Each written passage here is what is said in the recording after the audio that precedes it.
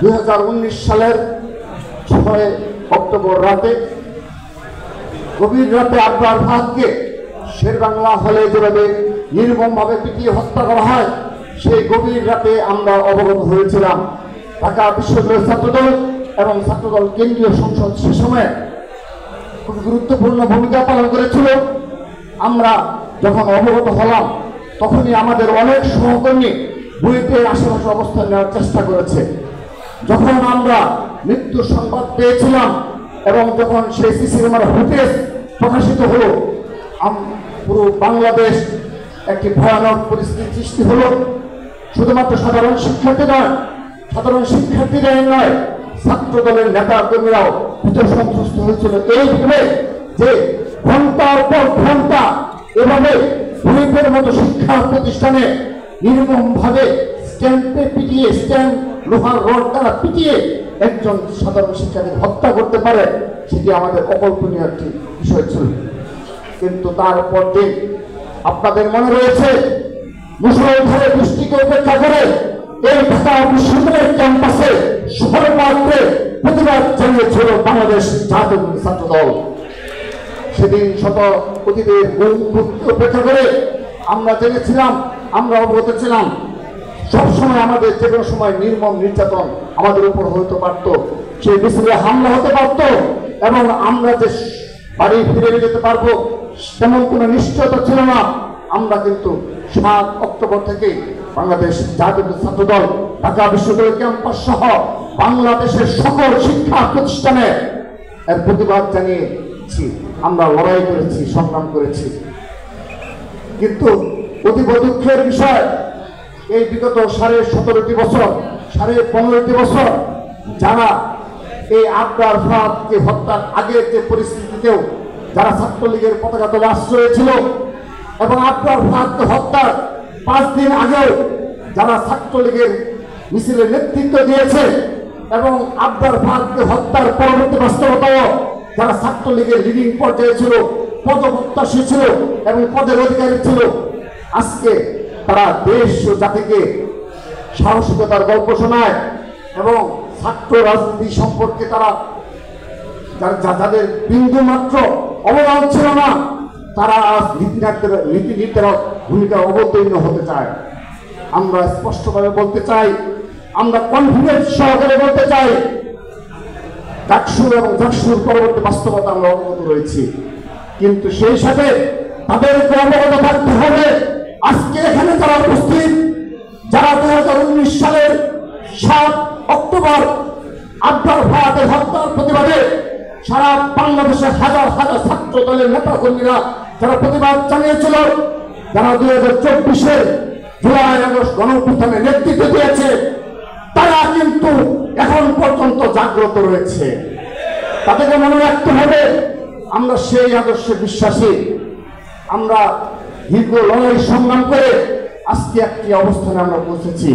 কেউ যদি মনে করে থাকে একটি নেগেটিভ তার করিয়ে সোশ্যাল মিডিয়া নির্ভর প্রপাগান্ডা অব্যাহত রেখে আমাদের আদর্শকে থেকে বিচ্ছুত ঘটাবে কিংবা যাদের কোনো অবদান নেই তারা নতুনভাবে ইতিহাস রচনা করবে, আমরাও মনে রাখবো, আমরাও দেখতে চাই তারা কিভাবে 2026-27 বাংলাদেশে আসবে।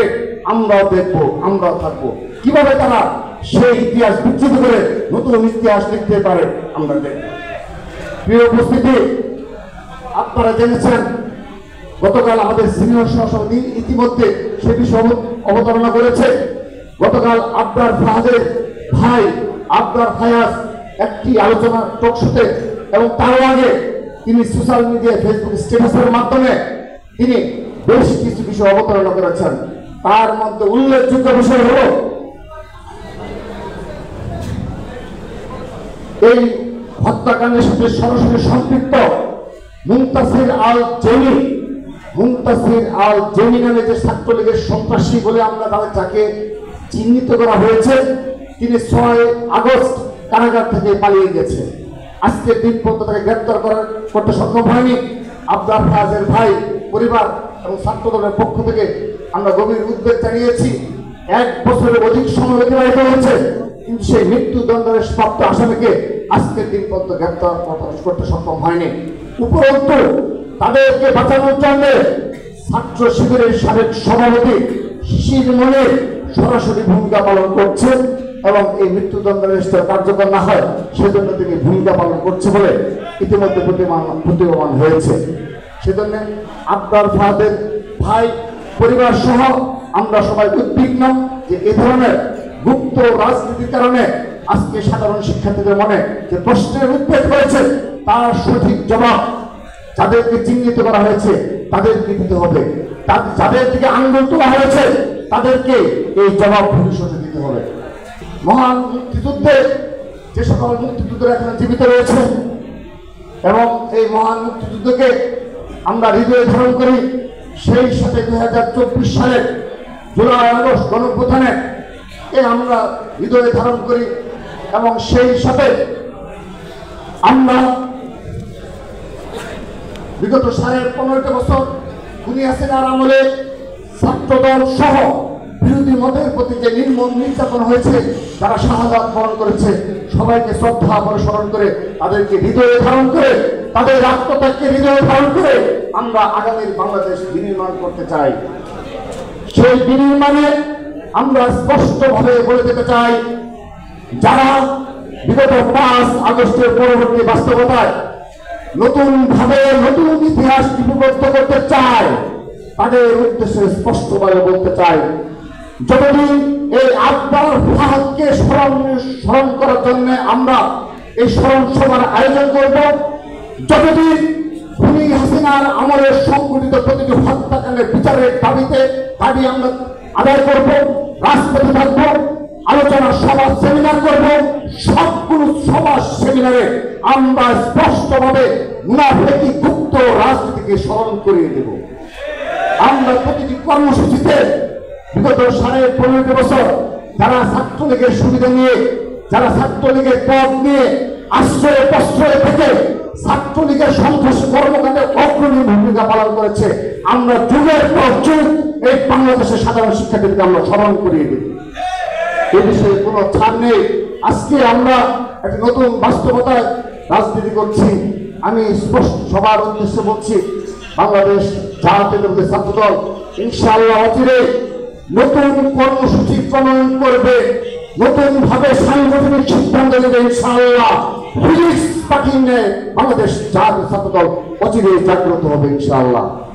প্রিয় উপস্থিতি, বক্তব্য রাখবেন আমাদের সকলের শ্রদ্ধা এবং যার বক্তব্য শোনার অধীর আগ্রহ অপেক্ষা করছি সেই সালাউদ্দিন আহমেদ ভাই।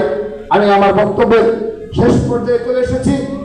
আমরা অবশ্যই সর্বশেষ যে ডাকসু নির্বাচন হয়েছে সে বিষয়ে আমরা ইতিমধ্যে আমাদের বক্তব্য স্পষ্ট করেছি, কিন্তু এই ডাকসু নির্বাচনের বাস্তবতায় একটি বিষয় স্পষ্ট হয়ে গিয়েছে, তারা বিগত 1 বছর 13টি ছাত্রদের হল এবং 5টি মেয়েদের হলে তারা এই ছাত্রলীগের ন্যায় তারা বিভিন্ন সময় মব ক্রিয়েট করেছে এবং বিনা কারণে অহেতুক কারণে বিভিন্ন মব ক্রিয়েট করে ছাত্র রাজনীতি তথা ছাত্র দলকে ক্যাম্পাস বিতরণের জন্য প্রচেষ্টা চালিয়েছিল। আমরা তা স্পষ্ট হয়েছে এবং এই ডাকসু নির্বাচনের কারণে কারা কারা কোন হলে তারা এই ভূমিকা অবতীর্ণ হয়েছিল আমরা তাদের নাম লিপিবদ্ধ করেছি। আমরা তাদেরকে স্মরণে রাখবো যে বিগত 1 বছর তারা অনেক অপরাজনীতি এই ঢাকা বিশ্ববিদ্যালয় ক্যাম্পাসে করেছে। তারা আজ বিভিন্ন প্রেক্ষাপটে আমরা আমাদের বক্তব্য স্পষ্ট করেছি, ডাকসু নির্বাচনে যে অনিয়ম অসংগতি হয়েছে তা স্পষ্টভাবে তুলে ধরেছি। আগামীতেও শুধুমাত্র বাংলাদেশ জাতীয় ছাত্রদল নয়, সকল ছাত্র সংগঠন এবং যারা অংশগ্রহণ করেছে শুধুমাত্র একটি প্যানেল ব্যতীত সকল প্যানেল ঐক্যবদ্ধভাবে সেই অনিয়ম এবং অসংগতি তুলে ধরেছে। আমরা ছাত্রদলের পক্ষ থেকেও তার প্রতি অবশ্যই সহমত রয়েছে এবং আশা করি বিশ্ববিদ্যালয় প্রশাসন তার স্পষ্ট জবাব দেবে।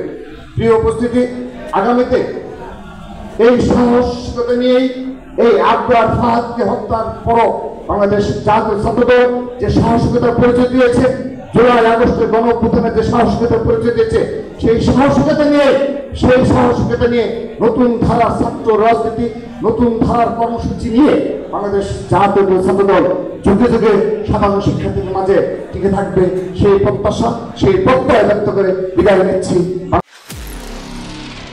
নিরপেক্ষ, সত্য প্রকাশে আপোষহীন।